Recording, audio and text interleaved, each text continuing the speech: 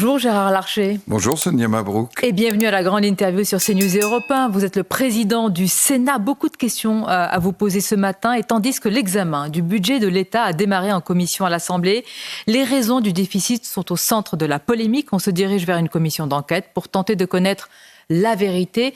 De votre point de vue, monsieur le président du Sénat, est-ce qu'il y a eu mensonge? Est-ce qu'il y a eu dissimulation sur nos déficits? Eh bien, la commission d'enquête de l'Assemblée nationale le dira peut-être. En tous les cas, au Sénat, nous avons d'ores et déjà conduit une mission pour connaître les raisons, j'allais dire, de cette différence de 50 milliards entre les prévisions budgétaires présentées par le gouvernement à l'automne 2023 et la réalité à l'automne 2024.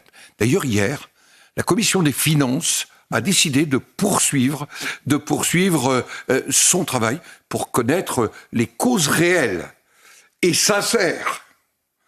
Et je dois dire qu'un certain nombre d'interrogations se posent sur la sincérité de ce qui nous a été présenté à l'automne 2023, de ce qui nous a été dit ce printemps. Et donc, nous verrons les conclusions de la Commission des finances. Je lui fais confiance. Je vois votre prudence ce matin. Pas prudence, mais... Vous attendez les résultats, mais pour vous, c'est soit, Gérard Larcher, de l'amateurisme, soit il y a suspicion d'une volonté délibérée, et quand même, on parlerait d'un scandale, d'un mensonge d'État. Je crains qu'on ne nous ait pas tout dit, pour reprendre une formule d'un humoriste. Malgré toutes les alertes, y compris un rapport sénatorial intitulé « Entre Paris et déni », c'est-à-dire qui a ignoré aujourd'hui toutes ces mises en garde et ces alertes? Je pense que le ministre de l'économie et des finances, mais aussi le président de la République. Il faudrait que je rappelle, parce que je sens que les Français viennent de se rendre compte de la situation financière du pays et que cela les inquiète, et ils ont raison. Voilà pourquoi je vais soutenir le gouvernement Barnier dans sa proposition de budget. Nous allons en parler. Oui, mais la réalité, c'est que nous avions proposé il y a plus de 2 ans une trajectoire quand on a parlé de la programmation pluriannuelle des finances publiques. Et la majorité sénatoriale, centriste, LR, avait proposé une réduction progressive de 40 milliards, 37 milliards très exactement. Elle a été refusée par le président de la République. Ah donc, les responsabilités, puisqu'on parle beaucoup du ministre de l'économie, Bruno Le Maire, qui a envoyé d'ailleurs un texto assez, édifiant. La vérité apparaîtra plus tard, mais vous dites aussi, monsieur le président... Je rappelle simplement, puisque j'ai été chargé de négocier, comme toute négociation, j'allais dire parfois on coupe la poire en deux, et que ce qui avait été transmis par le ministre de l'économie et des finances au président de la République a été refusé. Ça, je peux l'attester. Mais si vous aviez reçu ce message, la vérité apparaîtra plus tard, du ministre de l'économie de la France, vous vous dites que forcément il y a anguille sous roche? Je ne sais pas s'il y a anguille sous roche. La commission des finances du Sénat fera, me semble-t-il, la vérité. Et aujourd'hui, bien le Premier ministre Gérard Larcher et Michel Barnier fait face à une situation très sérieuse, une situation qui explique aussi le reniement de la droite et votre reniement sur l'augmentation des impôts. C'est pas un reniement aujourd'hui. L'augmentation des impôts et la droite, oui, quand même, attendez, c'est un grand écart. Bien sûr, je ne vais pas vous dire que ça me réjouit, mais la situation que nous trouvons est telle qu'il faut être en capacité de présenter, j'allais dire, une trajectoire de retour à l'équilibre, et ça commence dès le budget 2025. Il faut donc qu'on ait un solde de 60 milliards. La priorité, c'est la réduction des dépenses publiques. C'est pas l'augmentation de la fiscalité. Mais nous voyons bien que l'addition des deux sur l'année 2025 est nécessaire. Je ne vais pas vous dire que ça me réjouit, mais c'est une nécessité absolue. Mais priorité, la diminution des dépenses publiques. Et donc, vous avez des exemples, des pistes qui auraient pu justement éviter des augmentations d'impôts? Je vais vous donner des exemples. D'ailleurs, l'OCDE nous alertait depuis longtemps. Effectivement. Sur les normes. Surcoût pour la France annuel, 60 milliards d'euros. On parlera peut-être des collectivités locales.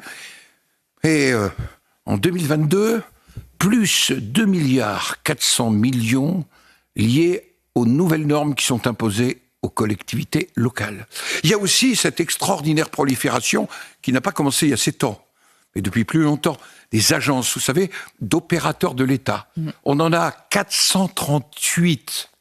Leur budget, 91 milliards d'euros qui échappent d'ailleurs au contrôle du Parlement directement, qui ne peut être contrôlé qu'indirectement. 400 000 salariés. Est-ce qu'il faut pour l'alimentation, par exemple, et la consommation, qu'il y ait 4 agences pour l'agriculture? Est-ce qu'il faut qu'il y ait 6 ou 7 agences sur les questions environnementales? Cette politique de réduction des agences, souvenez-vous, leur budget, 91 milliards d'euros. Certaines sont nécessaires. Je pense moi, je m'en au CNES. souviens, mais la question, c'est pourquoi ce gouvernement ne s'en souvient pas, monsieur Mais Larcher? si, ce gouvernement est en train de proposer la réduction des... Ça va pas se faire d'un claquement de doigts. Et je vous rappelle qu'il a eu 15 jours pour faire un budget, alors qu'on a attendu 3 mois pour avoir un gouvernement. J'entends que vous tenez justement à ce que ce budget passe. S'il ne passe pas, on va en parler, on va voir qu'il n'y a pas d'autre issue que le 49.3, mais s'il ne passe pas, s'il y a une motion de censure, qu'est-ce qui risque d'arriver? Si la motion de censure était votée, eh bien la Constitution fait que le gouvernement tombe. Je pense que dans l'intérêt du pays, chacun doit mesurer sa responsabilité.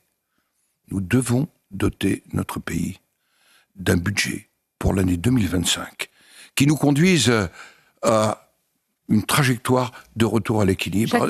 C'est la souveraineté de la France qui est en cause. Qui est en jeu. Chacun doit mesurer sa responsabilité. Oui, chacun doit mesurer. Et je le dis à mes collègues, chacun aura de bonnes raisons de vouloir que le budget de tel ou tel secteur soit abondé. Nous allons travailler au Sénat.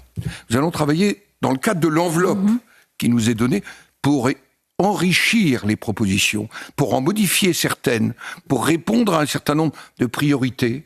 Je dois le dire. Et pour faire passer la pilule d'un budget d'augmentation d'impôts aussi. Mais il faudra aussi que, sur la question des normes, il y a des décisions extrêmement rapides. Elles sont la plupart réglementaires et non pas législatives. Mais chacun doit regarder en responsabilité l'intérêt du pays, même si ça nous conduit... Au RN, qui est l'aiguillon je ne dis pas également au RN, je le dis à tous mes collègues Bien. parlementaires. Est-ce que vous le dites également à vous-même? Parce qu'en pleine restriction budgétaire, monsieur Larcher, l'indexation du budget de l'Élysée et des deux chambres du Parlement, Assemblée et Sénat, sur l'inflation a choqué. Pourquoi vous n'avez reculé qu'après la polémique? Et on n'a pas reculé qu'après la polémique, nous l'avions voté bien avant. Nous avions voté au printemps au Sénat et avec la présidente de l'Assemblée. Au printemps, la situation n'était pas bien meilleure. Non, mais on ne connaissait pas la réalité telle qu'elle était. Et nous avons, avec la présidente de l'Assemblée nationale et le collège des questeurs du Sénat, que j'ai réuni, parce que je pense qu'il faut faire les choses, j'allais dire... en les partageant, le collège des questeurs, qui a aussi des questeurs de 3 sensibilités, majorité et opposition, nous avons décidé, j'allais dire, de revenir à un budget 2025 qui serait comme le budget 2024, ce que d'ailleurs Michel Barnier propose pour la France. Dans l'actualité, cette question, Gérard Larcher, faut-il une nouvelle loi immigration? Et si oui, faut-il dans cette loi rétablir les dispositions censurées lors de la précédente loi par le Conseil constitutionnel, qui était, je le rappelle à nos auditeurs et téléspectateurs, censurées pour des questions de forme? Oui, il faut une loi complétée, car nous avons déjà voté une loi sur l'immigration. Elle a été censurée essentiellement pour des motifs de forme. Et donc, reprendre le texte, c'est une nécessité parce que il nous faut une politique de régulation des flux migratoires qui soit complète et qui nous donne les outils pour agir. D'ailleurs, d'autres pays sont en train de le faire. Je crois même qu'à Bruxelles aujourd'hui, c'est un sujet. C'était le grand sujet de la réunion des ministres de l'Intérieur des 27 la semaine dernière. Il y a la nécessité d'une politique européenne, d'une politique nationale, de nous doter des outils.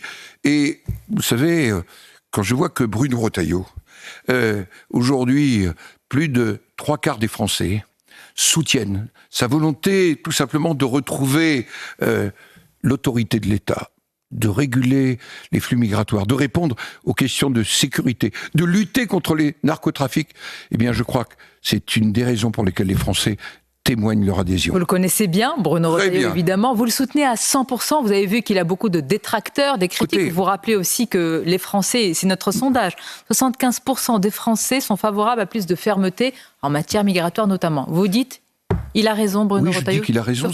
C'est une attente des Français. Et nos chemins sont différents, Bruno Retailleau et moi. Mais depuis 10 ans, nous travaillons ensemble. Vous savez, Bruno Retailleau, c'est un libéral conservateur ouvert, loyal et actif. Et il ne trompera pas les Français. Je sais qu'il leur dira les choses. J'ai souvent été quelqu'un qui cherchait la voie de l'équilibre. Mais sur les questions de sécurité, aujourd'hui, le temps est venu de parler clair, d'avoir des réponses claires et efficaces. Y compris, parfois, à aller plus loin que ce qu'on peut penser. Par exemple, le ministre de l'Intérieur veut, un peu sur le modèle italien, Gérard Larcher, renvoyer des étrangers impossibles à expulser dans leur pays d'origine. Selon le journal L'Opinion, Bruno Retailleau travaillerait ou serait en négociation avec des pays comme le Kazakhstan ou l'Irak pour renvoyer, dit-il, selon Beauvau, des profils dangereux. Est-ce que ça vous choque? Vous dites non, il a raison. Mais je dis qu'il faut tout explorer. Aujourd'hui, je vois les politiques qui sont conduites par un social-démocrate en Allemagne. Je vois que les Pays-Bas demandent ce qu'on appelle en vieux français l'opting out, c'est-à-dire la possibilité de s'exonérer du pacte asile-migration tel qu'il est aujourd'hui rédigé. Nous avons un sujet, il faut le traiter tous les sujets, n'en écarter aucun. En même temps, Bruno Retailleau, c'est quelqu'un qui va aussi rencontrer les chefs d'État et de gouvernement d'un certain nombre de pays émetteurs. J'ai d'ailleurs eu un entretien la semaine dernière avec le président Ouattara en Côte d'Ivoire sur ces sujets, sans qu'on se cache la vérité, en toute loyauté. Et il faut, vous avez dit d'ailleurs très clairement, il faut une nouvelle loi immigration. Alors expliquez-nous pourquoi, par exemple, Gérard Larcher, pourquoi l'ancien Premier ministre Gabriel Attal estime aujourd'hui qu'il n'y a pas besoin de loi. Eh bien, je pense qu'il a tort. Mais parce à quoi que lui, c'est ça la question. Écoutez, il a tort parce que c'était une loi qui était défendue par Gérald Darmanin, présentée par Madame Borne, et Gabriel Attal faisait partie de ce gouvernement que la majorité relative l'a alors soutenu.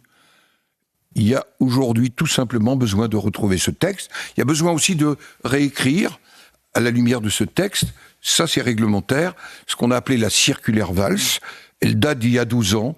Il faut qu'on la réécrive. Sur ce sujet, il faut le faire avec détermination, sans écarter la dimension humaniste que nous devons avoir. Mais je crois que les Français attendent de la clarté, des actes et de la détermination. C'est dû en même temps, quand vous me dites humanité, fermeté? Mais pas du tout, parce que moi, l'humanisme, ça fait partie des valeurs que nous défendons, et les valeurs de la République, et sont même au préambule de notre Constitution. Mais au nom de ces valeurs, oui, on ne peut pas laisser faire n'importe quoi, et je crois qu'on le voit aussi en matière d'ordre public. Et en matière peut-être aussi de scène ou d'ordre international, les mots qui fâchent, qui provoquent une crise entre la France et Israël, Gérard Larcher. Monsieur Netanyahou ne doit pas oublier que son pays a été créé par une décision de l'ONU. Dans le Figaro ce matin, Benyamin Netanyahou affirme que la France devrait se tenir aux côtés d'Israël et il dénonce une distorsion de l'histoire. Comment? Vous connaissez très bien cette région du Proche-Orient, Gérard Larcher. Comment vous avez réagi au moment où vous avez lu les propos d'Emmanuel Macron? Écoutez, j'ai été stupéfait que ces propos puissent être tenus. C'est d'abord une méconnaissance de l'histoire, de la naissance de l'État d'Israël. Naissance qui n'est pas venue comme un acte notarié, uniquement constaté par l'ONU. La création d'un foyer national juif en Palestine, terre d'origine du judaïsme aussi, comme d'autres religions d'ailleurs. Eh bien, je dois dire que, est-ce que Emmanuel Macron s'est souvenu de la déclaration Balfour ? Est-ce qu'il a pris conscience de ce qui s'est passé pendant la Shoah et après la Shoah? Qu'est-ce qui s'est passé avec... Vos questions sont, sont graves, mais non, il faut poser tous les sujets. Mais de quoi vous le soupçonnez? Je ne soupçonne de rien. Je dis que le droit à l'existence d'Israël n'est pas discutable, ni négociable. C'est important ce que vous dites. C'est-à-dire qu'il peut remettre en cause la légitimité de l'État hébreu par cette déclaration. Il y a comme un doute. En même temps, je dis, Israël doit respecter la finule. Oui. Mais au nom de ça, on ne peut pas mettre en doute l'existence de l'État d'Israël, comme je suis aussi, moi, pour une solution à 2 États. Et cette solution à 2 États, elle est pour moi. Mais oui, vous avez raison vous de le levez rappeler. Les bras en disant, ça n'est pas possible, et bien. Non, je ne dis pas ça. Je dis, les politiques le disent très souvent, y compris le matin. Oui, mais quand je me suis rendu en Israël, dans mon dernier déplacement, j'ai été aussi dans les territoires palestiniens. Parce que pour moi, les Palestiniens ont aussi le droit à un État, 2 États vivants, côte à côte, en sécurité et en paix. C'est, je crois, l'objectif. Mais mettre en doute l'existence d'Israël touche pour moi à des questions fondamentales. Pour conclure, Gérard Larcher, que pèse aujourd'hui la voix de la France sur la scène internationale? Écoutez, je suis un peu inquiet quand je vois aujourd'hui la réunion qui se tient à Bruxelles, que je vois que le chancelier allemand... la présidente du Conseil des ministres italien se réunissent et que la France n'est pas présente. J'entends aussi les paroles du commissaire Thierry Breton sur la place de la France. Alors, collectivement, c'est aussi la chance d'avoir Michel Barnier, qui a la confiance en Europe. Ça, j'ai pu le mesurer il n'y a pas longtemps en rencontrant de nombreux collègues de Sénat de l'Union européenne. Michel Barnier, nos compatriotes doivent le mesurer. C'est un homme calme, sage, mais aussi déterminé, et qui en Europe, en plus, porte la France. C'est pas du tout mon autoportrait. C'est vrai qu'on est issus tous les deux de la tradition gaulliste, mais en même temps, je sais qu'il a l'intérêt de la France chevillé au corps. Merci Gérard Larcher. À bientôt. C'était votre grande interview sur CNews et Europe 1. Merci à vous.